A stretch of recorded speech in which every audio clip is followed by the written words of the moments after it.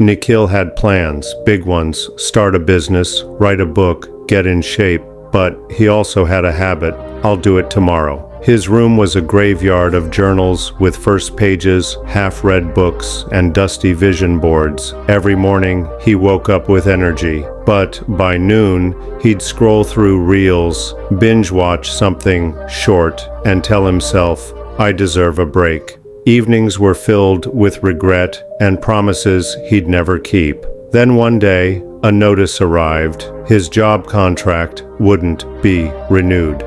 Downsizing, they said. Reality hit like a punch. Rent, groceries, his dreams, all suddenly fragile.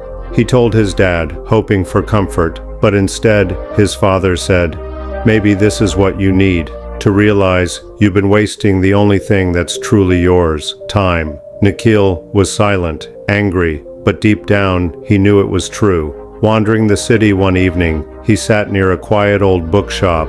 A man walked out, bald, calm, wearing robes. Heavy thoughts? The man asked. Nikhil nodded. Come inside, the man said. Let me show you something. Inside the shop, there were no bestsellers, only hourglasses, hundreds of them. Each one, the man said, represents someone's life.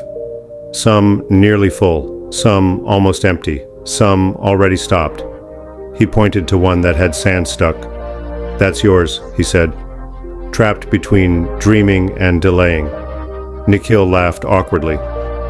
Is this some trick? The man shook his head.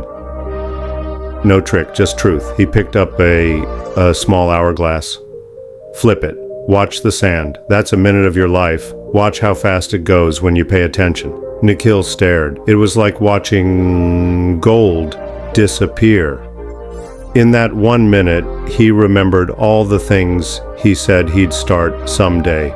He whispered, why do we waste what we can never get back?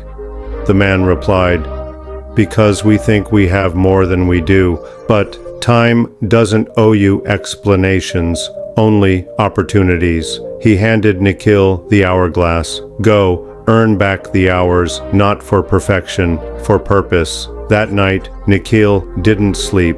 He made a plan, not for the year, but for the day. One task, one habit, one promise. Use time like it matters.